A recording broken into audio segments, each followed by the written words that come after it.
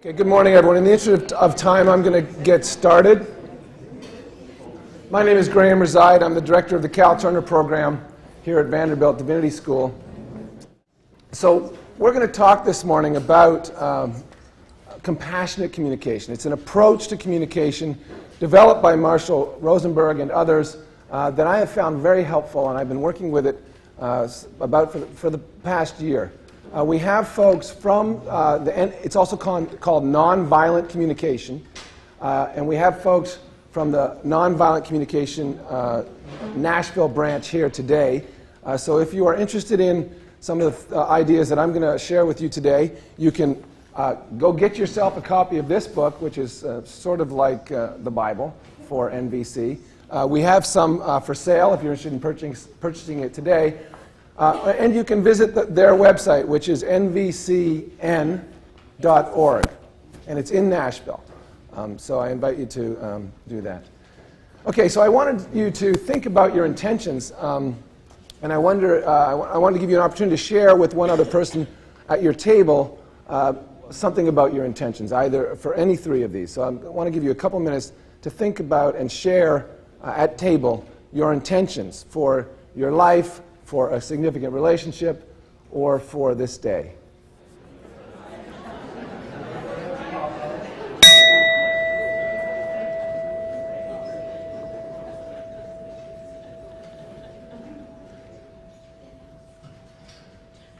So I went to India last spring with a class of students, and I purchased this. And it has been a great purchase, because when I stand in front of a class and say, excuse me, everyone keeps talking, and no one seems to listen when they hear my voice ring. But when I ring this bell, I think they think the Buddha is speaking, so they pay attention. And it worked there, so I hope it'll continue to work. I'll use it occasionally through the day.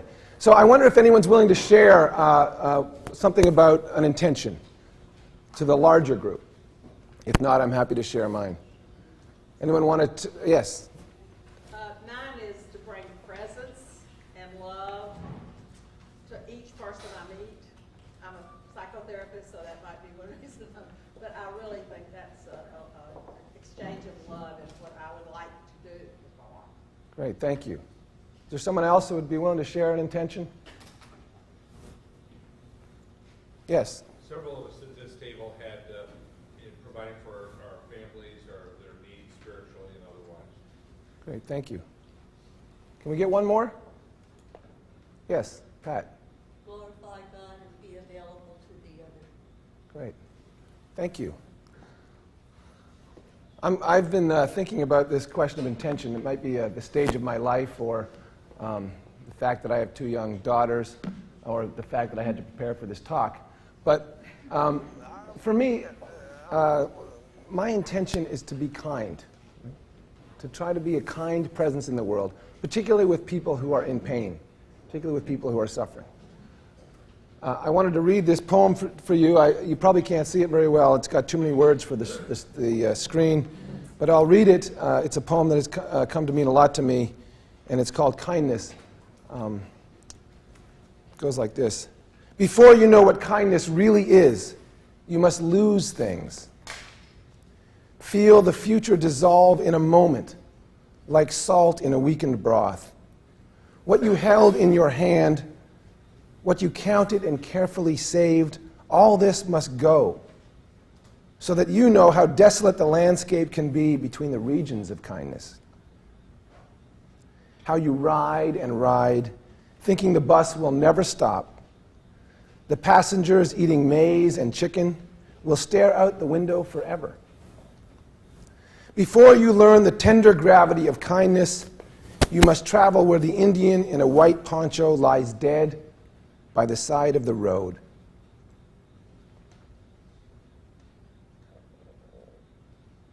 You must see how this could be you, how he too was someone who journeyed through the night with plans and the simple breath that kept him alive. Before you know kindness as the deepest thing inside, you must know sorrow as the other deepest thing. You must wake up with sorrow. You must speak to it till your voice catches the thread of all sorrows and you see the size of the cloth. Then it is only kindness that makes sense anymore. Only kindness that ties your shoes and sends you out into the day to mail letters and purchase bread. Only kindness that raises its head from the crowd of the world to say, "It is I you have been looking for," and then goes with you everywhere, like a shadow or a friend.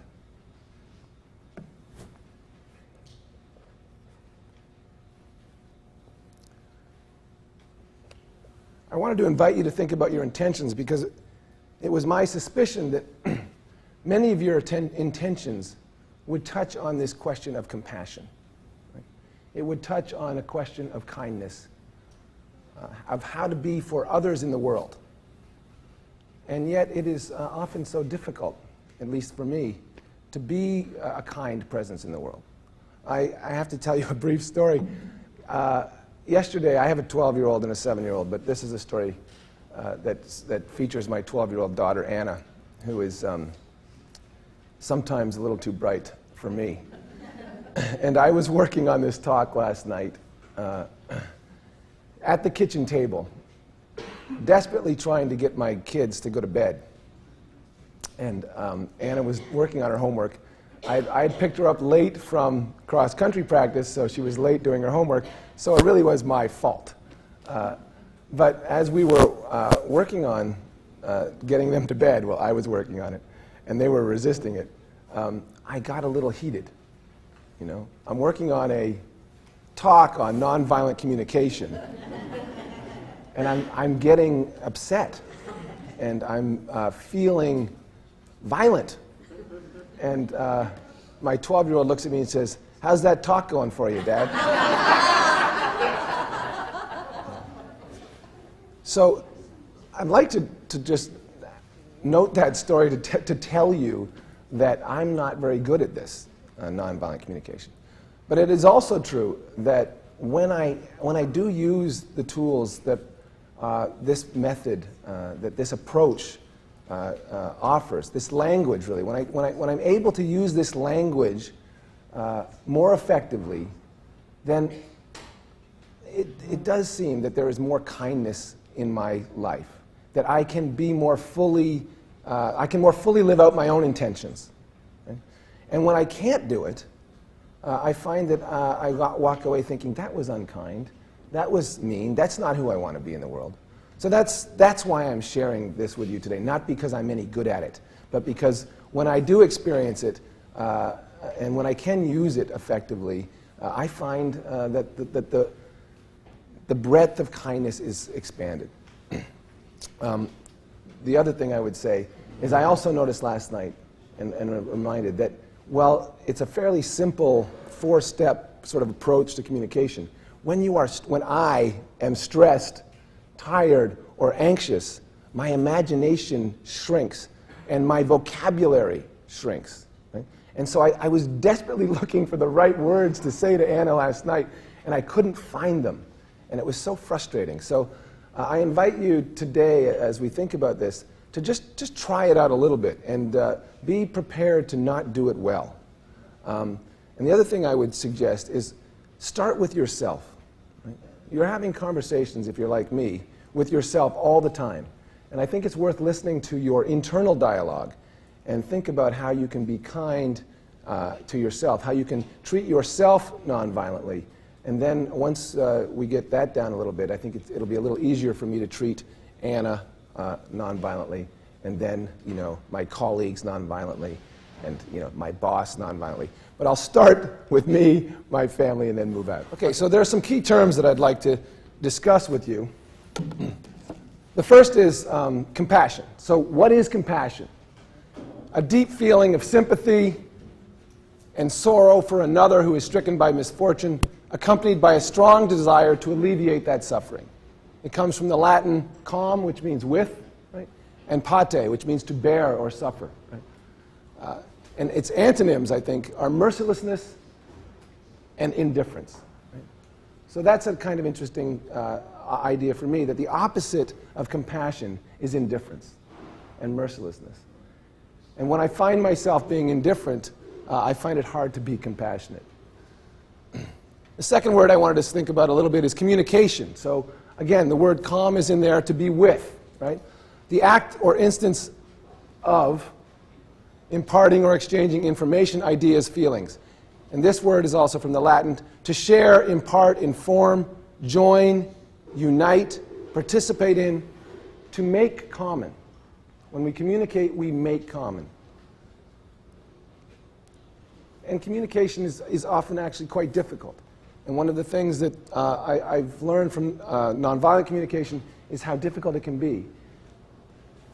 The third word I thought I'd like to share with you is the word humane, right?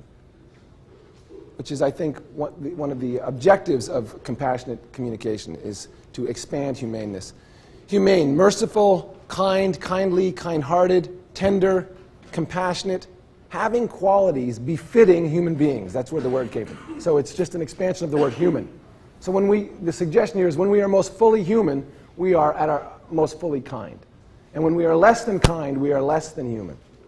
Violence, force used to inflict damage or harm, comes from the same root as to violate. Right? You may have had conversations, I certainly have, where I have felt violated. Or where I have felt like I have violated someone else. It's often, I'm most aware of it when there's a power differential. Right? When I'm much larger than my daughter, I make all the money in the house. Well, not all of it, but a significant portion of it compared to her. I have the power, and sometimes I feel like I have violated. I've gone into her space in a way that I wasn't invited, and that it's forcible, right? So there's something about forcible communication that leaves no one feeling good. Neither the boundary crosser, the violator, or the violated. And then the last word that I wanted to share is empathy. Again, a Greek word. This is a Greek word, empatheia, which combines in, right, and pathos, or feeling. So to be able to get into the feelings of another person, to imaginatively understand and experience the feelings of another. This is at the heart of nonviolent communication, is this idea of empathy. How can we expand our capacity for empathy, and how can we invite other people to be more empathetic? So in the approach of nonviolent communication, or compassionate communication, there are but 4 ways of communicating, or 4 things that get communicated. For Rosenberg, all that we say to another person can be captured in these 4 ideas. But it's important about how we separate them out. So the 4 ideas are observations, feelings, needs, and requests. Every nonviolent communication can have these elements in them: an observation, a feeling, a need, or request. And it's what Rosenberg helps us to do, or what this method helps us to do, is untangle those 4 things, right?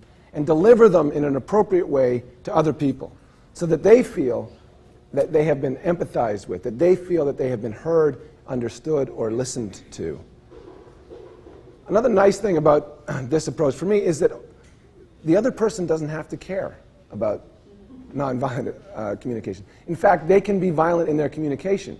But if I can continue to remain compassionate, remain open, remain in this method, in this approach, continue to use this language, it tends to invite them to join me.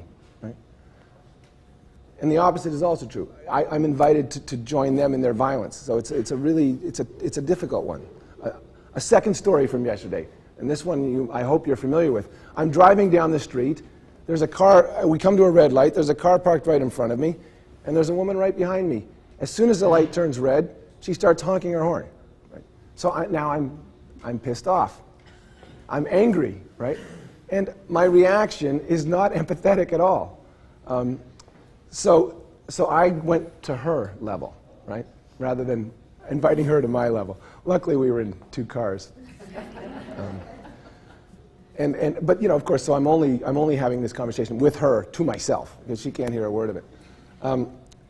But Rosenberg talks about the ability, and I thought about it afterwards, of empathizing even with her, right? Maybe I've been there. Maybe she's got a child she's got to go pick up. You know, maybe she just had an argument with her significant other. I don't know what her story was, but there is always the invitation to get empathetic with another person. So the important thing on observations is that we begin with an observation. So if we're going to have a nonviolent conversation with somebody, if we're going to have a compassionate conversation, we begin with an observation as opposed to an evaluation. Okay? And it's really quite stunning to see how difficult this is to do. To make an observation without having a judgment, right, about that person or about yourself involved in that observation. At their best, though, an observation is simply the facts, right? So we hold the judgments about those facts in abeyance, and we just name what's going on. As I said, the challenge is to separate facts from assumptions and beliefs about those facts. So this room, right? We could describe the temperature in a lot of ways. If we were to describe it as an observation, we might say it's 73 degrees in here. Right? We might also make a judgment about that. Right? It's really hot in here. Right? That's a kind of judgment that someone else might feel differently about, but you've already defined it for them.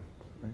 So we're trying to not define too soon and to just put out what is true for us. What are the facts? Because judgments, interestingly, increase defensiveness and resistance. When we make a judgment about someone else, even a well-intended one, it increases their resistance to us. It's not always, but it's much more likely that it will increase their resistance and their defensiveness. And in fact, as well-intended as they are, a judgment we make about another person is a kind of violence, right, in this approach. I would say even positive judgments about people can be met with resistance. I'll just, let me try this. You are the smartest person in this room. Does anyone have a reaction to that? You are so beautiful. Any reactions internally that you might be willing to share? I mean, I think about this again as a parent. I try to, say things to my kids that are positive, but when there are these general judgments about them, I know that when people say, oh, you're so smart, I say, if you only knew, right? Right? Or I'm stupid, right? I mean, my reaction to a positive judgment, even a positive one, tends to be defensiveness. And it can even be shame. It can even be shame. Because, wow, if they only knew what was true about me. So this is a tough one for me because, as I said, I have these young children and I want to say positive things about them. And I feel I make these positive judgments about them all the time. But it is a lot to put on a little kid. You're so smart. You're so wonderful. You're so perfect. Really? Yeah. So guilt, shame, fear, they are ineffective motivators. When we make a judgment on somebody, it invokes in them some of these responses, which they'll do what you want for a little while, but not long term. If shame, guilt, a sense of I should do this, if that's the reason for getting up in the morning, I start to get up later and later every morning. And this goes to why I'm, as the director of the Cal Turner Program for Moral Leadership in the Professions, why I'm particularly interested in this approach to communication, because I really believe that if we want to lead people, right, instead of manage them, nobody wants to get managed. Projects get managed. People shouldn't be managed. Well, I invite you not to manage people. I'm trying not to use should language, because that's a judgment, right? Okay, so if you want to lead people, you want to captivate them, right? You don't want to alienate them. You don't want to create resistance and defensiveness in them. And it's hard. It's hard stuff. When we collapse our observations and our judgments, right, into one thing and make a statement, it's harder for other people to be empathetic. Right? So then we narrow that capacity for empathy in another, both in ourselves and in another. Someone comes into your office and you say you're always late. Right? Immediately, they're going to be defensive. If you say, you were late 3 times last week, or you got in at 9:15 3 times last week. Can you help me understand that? You can be angry, as we'll see. You can have feelings about that. But the first description, it's important to separate out what happened from your judgments about it. This is another poem that I quite like that gets to this question about judgments.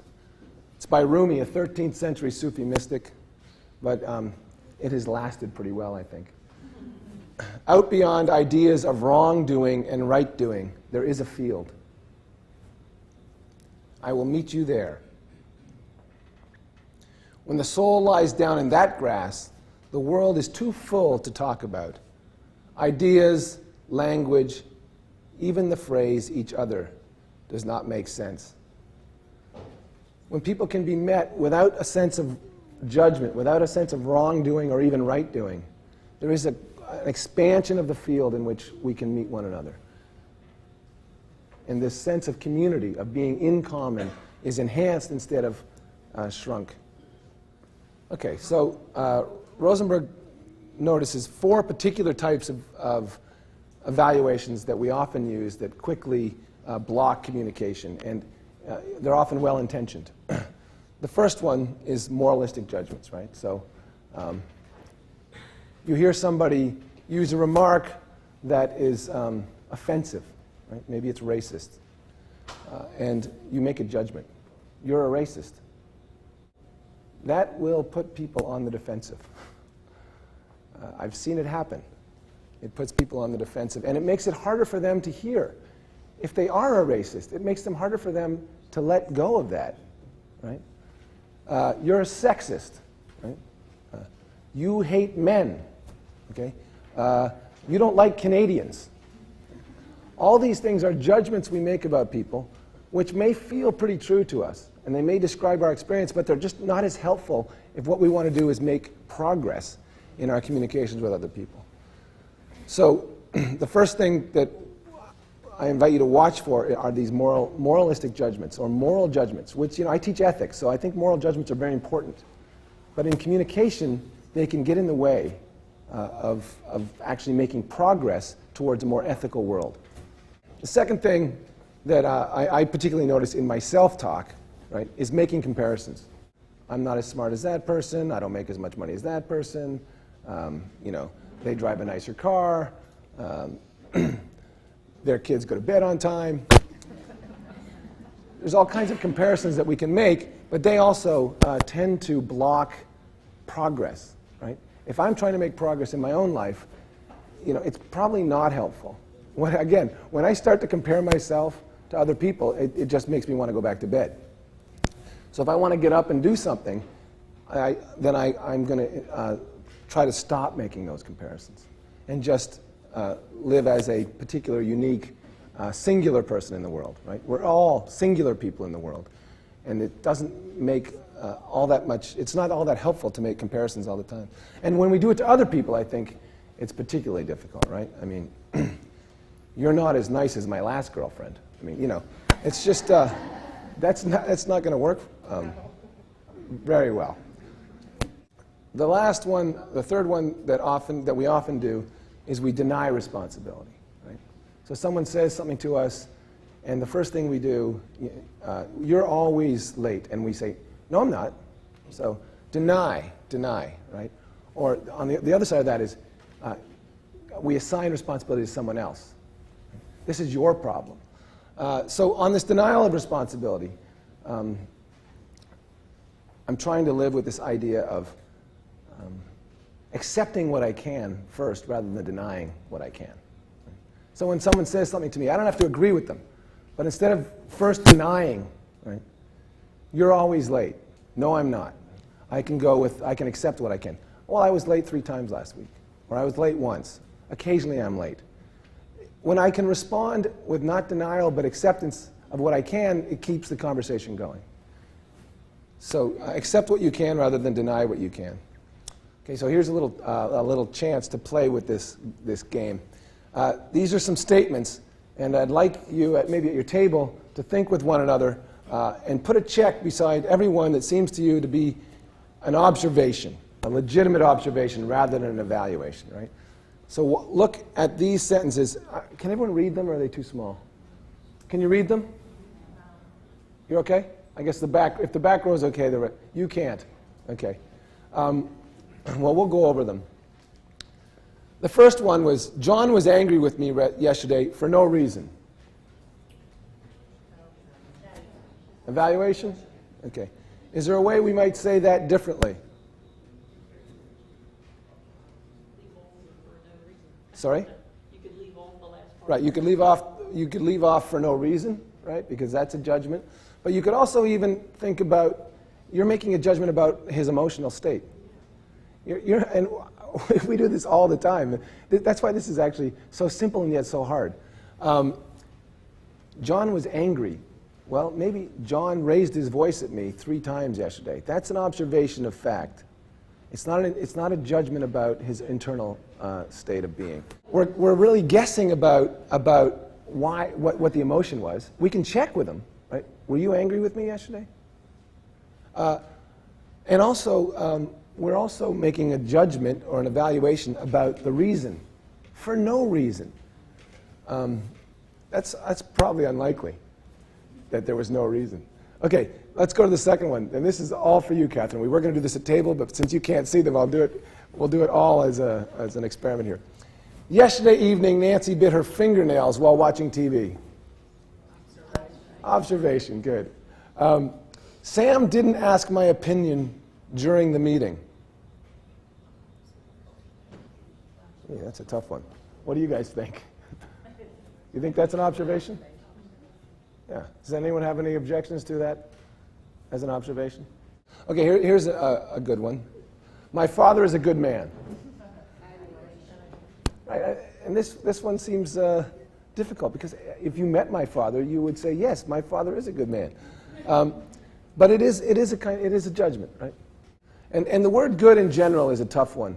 We'll see when we move to talking about feelings that it's a difficult word because it's a fairly vague word. Right? And it's an evaluation of generally positive. But if we could say something more, my father donated 10% of his salary every year. Right? That's an observation that might infer for some people that he's a good man. Okay, Janice works too much. How might that be stated as an observation? Janice works 50 hours a week, or Janice's light was on, till 9 o'clock 3 times last week. Henry is aggressive. Again, I'm thinking about it's evaluation, especially around children. I'm kind of sensitive about that. If you label a kid as aggressive, or distracted, or antisocial, that's a tough label to have to live with for the rest of your life. I don't know if it's worse to resist it or to accept it. Okay, Pam was first in line every day this week. Seems like a pretty good observation. My son often doesn't brush his teeth. I don't have a son. My daughters often don't brush their teeth. So Rosenberg would like us to be a little more specific. Right? And I think if we are sitting down with somebody and having particularly a difficult conversation, we owe them specifics. Right? I'm having problems with you at work because these reasons. Luke told me I didn't look good in yellow. Is that an evaluation? I'm not sure. What do you think? It's an observation? Oops, I went too far. Sorry. I think that's it's a fact. That's what he said. Right. Right. So part of the reason this is here is not all communications in nonviolent communication have to be easy. They don't have to be nice. They just have to be separated out as an observation. This is an observation. And finally, my aunt complains when I talk with her. Let me translate that a little bit. My mother complains when I talk to her. And that's an evaluation. I have 4 sisters, and when we talk about my mother, this comes up. But it might be more effective if next time I talk to my sisters, I say, Mom called me last week and for 34 minutes talked to me about her friend and the difficulty she's having with her. And then called me 2 days later, and for 28 minutes, we talked about that friend. And I hope it generates both lightness, but also a kind of appreciation. Oh, now I can sort of get that this is important to my mom and what might be going on with her. Okay, but those are all either an observation or evaluation. And we're trying to find ways to separate out and make observations about what's happening rather than evaluations. Because it's the first, in this method, this is the first thing that we do, is we make an observation, right? So we're going to make an observation, then we're going to say how we feel about that. Then we're going to talk about our needs, and then our request, how we'd like to see things different or more or the same. But the first thing we have to do is get the observation. And if we get off track here, it can put people on the defensive, and it makes it harder to get back on track when we move down the communication track. Okay, so the first thing was observation. The second thing you want to do is share feelings, right? And this is the hard stuff, because as my story with my daughter indicates, I think we sometimes have a very narrow vocabulary when it comes to our feelings. It can be hard for us to name our feelings. We have at least one therapist in the room, right? That the job of my therapist is to help me, one of her jobs, she has many, many jobs, but one of her jobs with me is to help me find the right language to describe what's going on inside. So we have to do that for ourselves sometimes. And to remember that we are responsible for our own feelings. Others might be stimuli for our feelings, but not the cause of them. Right? No one else, I'm sure you've heard this, no one can make you feel any way. Right? They can be the stimulus for you feeling that way, but you have I have the choice of my own feeling, how I'm going to react and feel about something. That finally has to be my responsibility. Partly because I don't want to give that power to somebody else. That's me. That's part of my boundary, that I get to be responsible for my own feelings. So the book has a nice chapter on the difference between real feeling statements and faux feeling statements, or fake or feeling statements. And often a few cues. If you follow the word feel with that, right? I feel that you are a pain in the butt. Right? That's not a real feeling, according to Rosenberg or to nonviolent communication. Actually, if you even use the word feel, it's often an indication. You can just say the word. I am angry. I am frustrated. I am disappointed. I am worried. I'm scared. Right? So the first move is to make an observation. When you came in late 3 times last week, I got upset. I find myself upset. I find myself frustrated. Maybe that's the truer word. Or maybe I find myself disappointed. Right? Concerned. Maybe I'm concerned. Maybe I'm not angry. Maybe I'm concerned about you. Right? You've come in late 3 times last week. You're all worried because you think I'm angry. But actually what I am is concerned. So you have to find I invite you to find the right feeling word to describe that. Because it's tough, and especially when there's an imbalance of authority or power in the relationship. But when we can make that move, the expression of feeling actually creates the possibility for more connection. It creates an empathetic space, right? So whether it's our customer, our direct report, our boss, whoever it is, if we can actually put a little bit of feeling into the conversation, it invites an expansiveness that might not be there otherwise. I feel you don't love me. Is that a true feeling? I've said that. No, another way of saying that it might be I feel isolated. I feel lonely. Maybe I feel unloved. Right? But I feel you don't love me is a statement about them, really not about you. So we're trying to make statements about our feeling. Keep it simple. What am I feeling in this moment? I'm sad that you're leaving. That seems to me, I would give that a check mark. That's a true statement of feeling. I feel scared when you say that.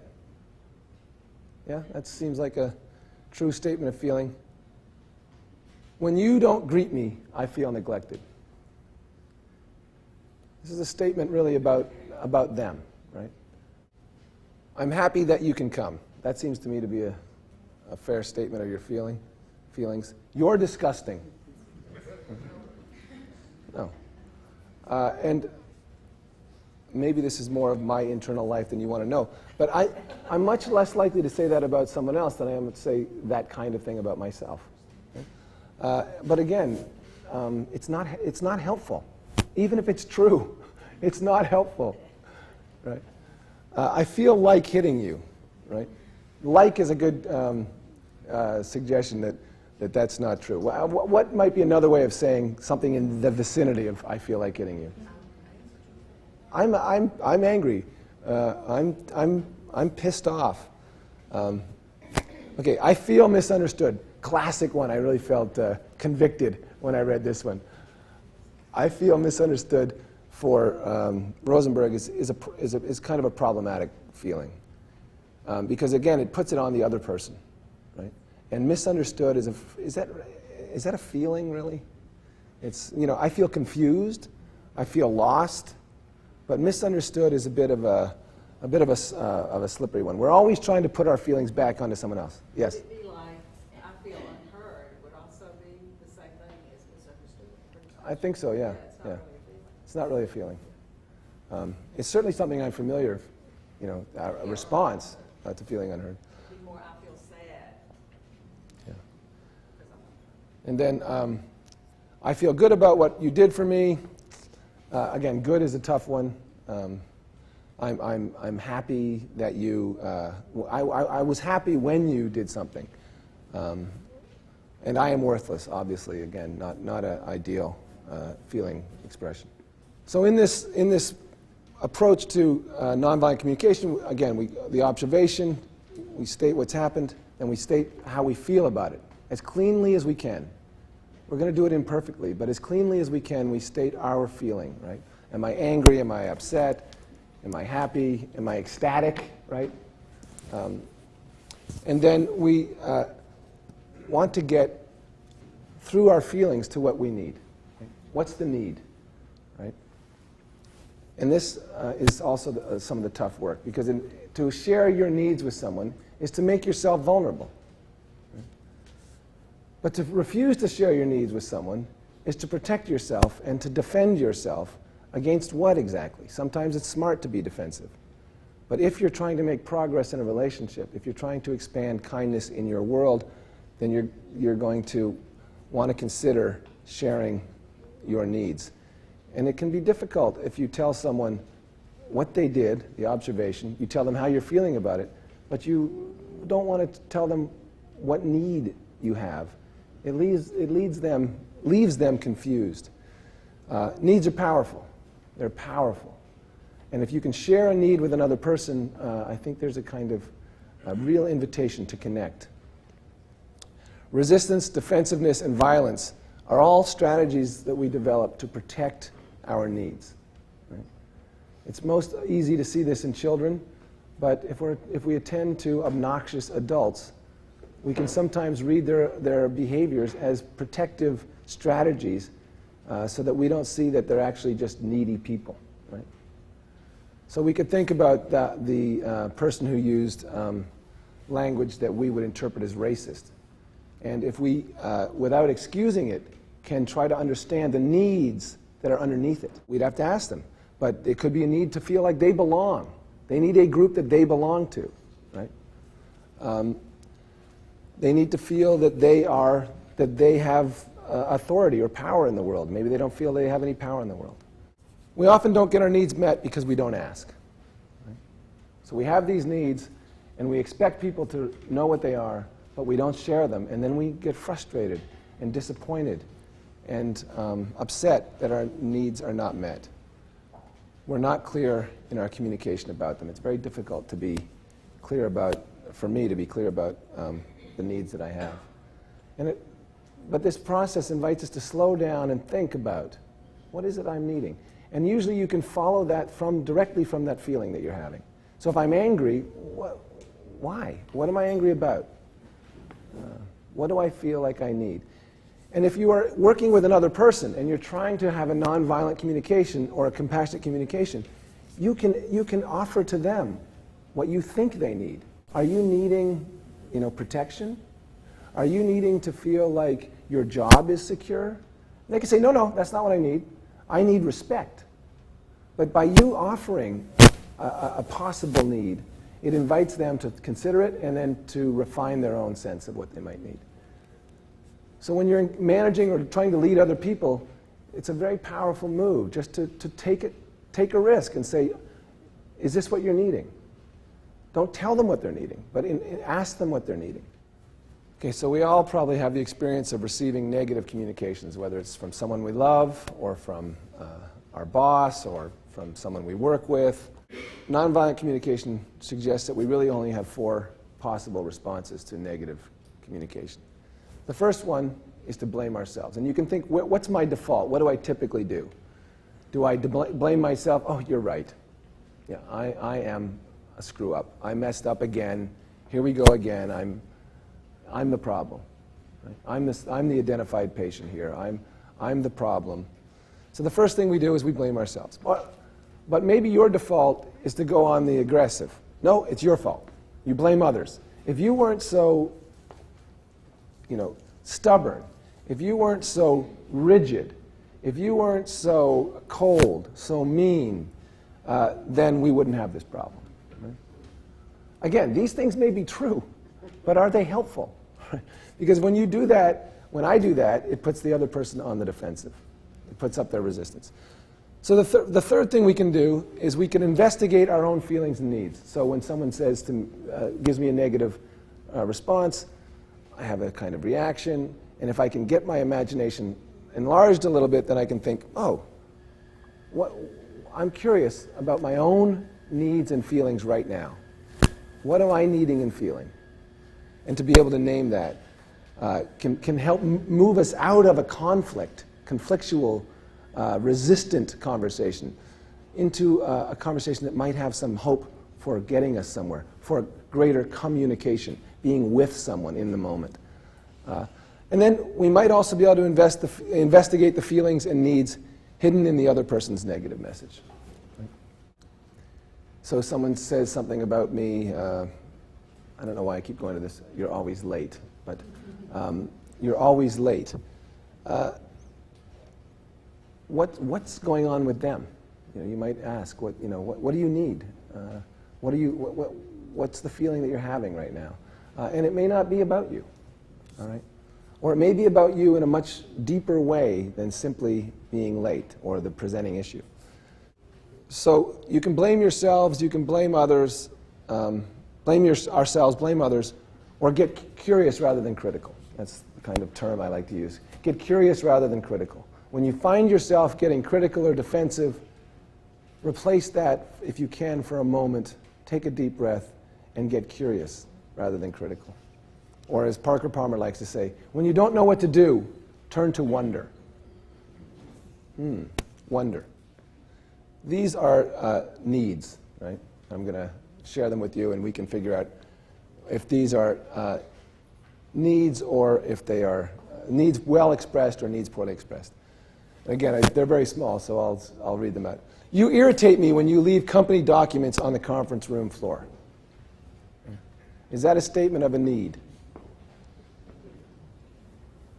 I'm going to guess that no one's saying no, because you all agree that's not a particularly effective statement of a need. No. But we might, it does say a feeling, you irritate me, so actually I'm irritated, right? When I see documents left on the conference room floor, because, that's all I think we really need to add there, because I am really concerned about, I don't know, we might say, the confidentiality of those documents, or I'm concerned about having a neat work environment. Whatever the because is, it's important to give people the because when you're talking about your needs. I feel angry when you say that because I am wanting respect and I hear your words as an insult. I think that's a pretty good statement. See, that's not a all soft and nice statement to hear, but it is a fairly clean statement, right? I feel frustrated when you come late.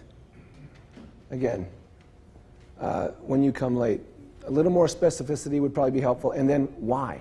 Because we had 4 customers waiting for you, and it's important to me that our customers are shown respect, that we respect their time. And I am sad that you won't be coming for dinner because I was hoping we could spend the evening together.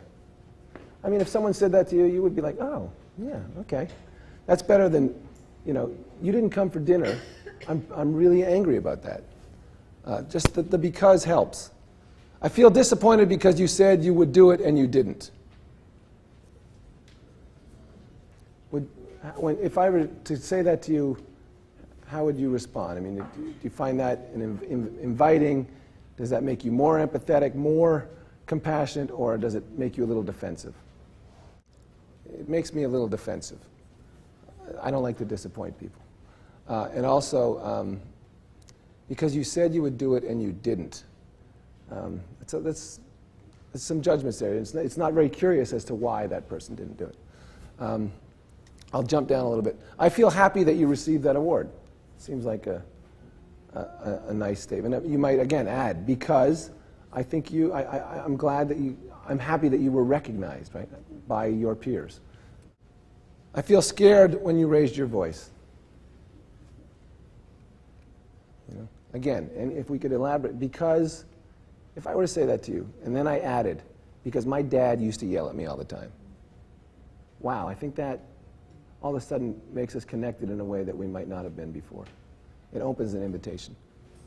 So let's just review quickly. So we've made our observations about the issue. We've said how we feel about it. We've followed that royal road of feeling into what we need, and we've tried to communicate what our needs are, and now we make a request. A request. We put it out there. Not a demand, but a request. Request means communicating with another person what we would like in order to enrich our lives. It's important to tell people what they can do to meet your needs. And again, requests are not the demands. The point of requesting is not to change people and their behavior in order to get our way, but to establish relationships based on honesty and empathy that will eventually more fully meet everyone's needs.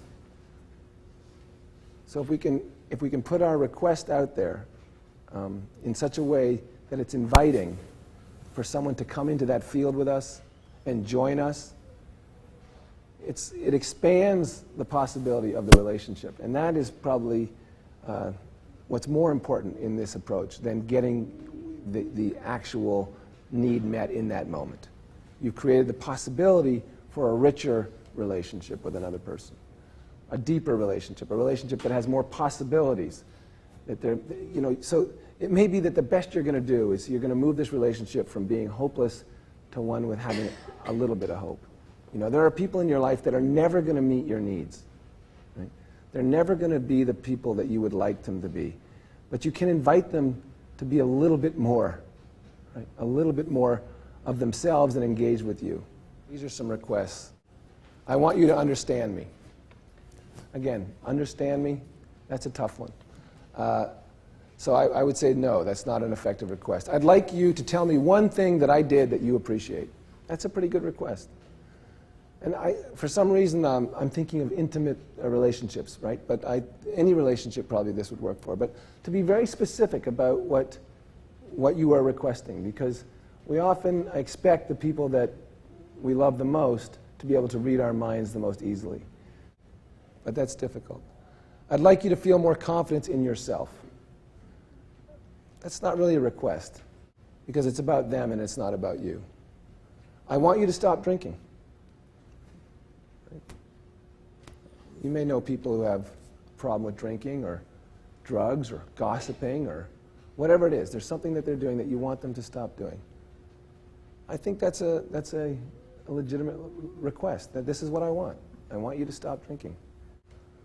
And you might say, why? Because when you're drunk, you're not accessible to me, to the kids, to whatever. There's a because. I'd like you to be honest with me about yesterday's meeting. Again, I think that's a tough request because I wouldn't know exactly what that means. Right?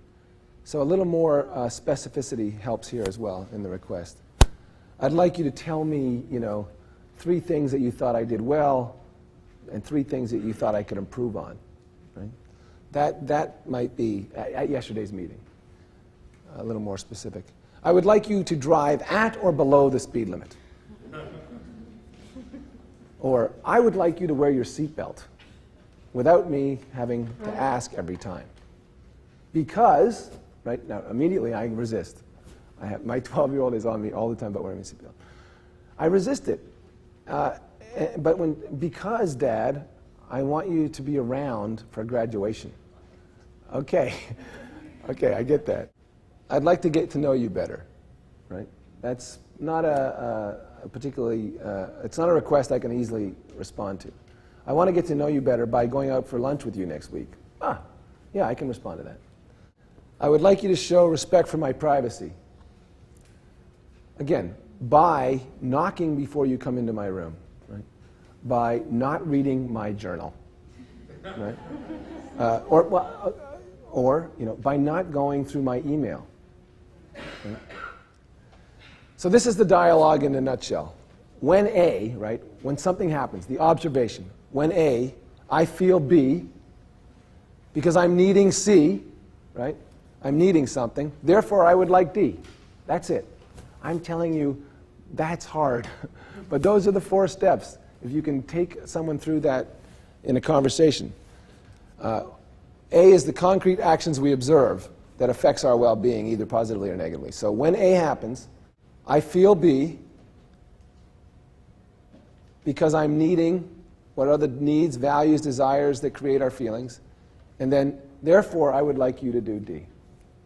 That gets rid of, if we can just have that kind of communication with someone, it gets rid of a lot of judgments.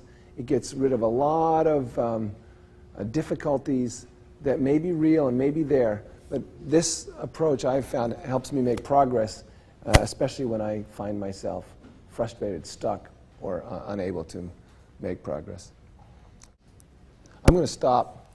This is just talking about how to give feedback in an NVC way. It's in the book. I'd be happy to share with you if you have to give feedback or want to give feedback more effectively. They have a particular method for doing that. Let me stop here and leaves a couple minutes to get your responses, your questions, and your reactions to nonviolent communication. Okay, so anyway, thanks for coming. I enjoyed meeting you.